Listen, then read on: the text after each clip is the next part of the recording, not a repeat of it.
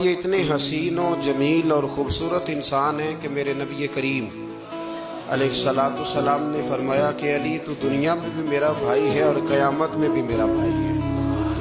اور حضور علیہ السلام نے فرمایا جس کا میں مولا ہوں علی بھی ان سب کے مولا ہیں۔ اور حضور علیہ السلام نے فرمایا میرا علی تو وہ ہے کہ اس کو دیکھتے رہنا رب کریم تمہیں عبادت کا درجہ عطا فرمائے۔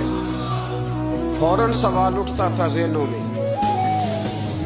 کہ جو نہ دیکھ سکیں گے تو وہ کیا کریں گے؟ تو محبوب نے فرمایا ذکر ولی عبادت، وہ علی کا ذکر کریں گے تو اللہ انہیں عبادت کا درجہ عطا فرمائے۔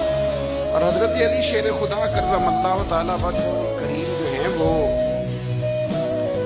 اپنی سیرت کے لحاظ سے، اپنے علم کے لحاظ سے، اپنے تقوی کے لحاظ سے، اپنی پرہیزگاری کے لحاظ سے، عدل و انصاف کے لحاظ سے، کچھ لوگوں کے فضائل بڑے ہوتے ہیں پر وہ ذاتی طور پر کوئی سیرت نہیں دکھا پاتے۔ حضرت مولا علی شیر خدا کے فضائل بھی بڑے ہیں اور ان کی سیرت میں اللہ نے کمالات بھی بڑے رکھے ہیں۔ جس طرح نبی کریم علیہ السلام نے جناب ابو طالب کے گھر میں پرورش پائی، مولا علی کے گھر میں حضور رہے، تو مولا علی نبی کریم کے گھر میں رہے، وہاں پرورش پائی حضرت علی شیر خدا نے، اور ساری کی ساری ان کی تربیت رسول کریم کی مقدس آنکھوں کے سامنے، اور حضور ان سے بڑا ہی پیار کرتے ہیں۔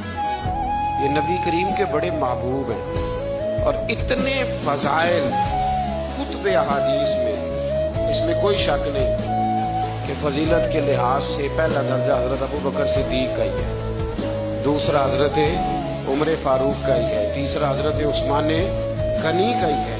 لیکن اس میں بھی کوئی شک نہیں کہ کتب احادیث میں کسی کی فضیلت کی اتنی حدیثیں ہیں ہی نہیں جتنی مولا علی شیر خدا کی فضیلت کی حدیثیں، اتنی کہیں نہیں۔ اور تمام صحابہ کے یہ مشیر تھے، تمام لوگ ان سے محبت کرتے تھے، بلکہ حضرت عمر فاروق تو فرمایا کرتے تھے اگر علی ہمارے درمیان نہ ہو تو ہم تو ہلاک ہی ہو جائیں۔ اتنی اللہ کریم نے انہیں عظمت عطا فرمائی اور ساری زندگی انہوں نے جد و جہد میں گزاری، ساری زندگی۔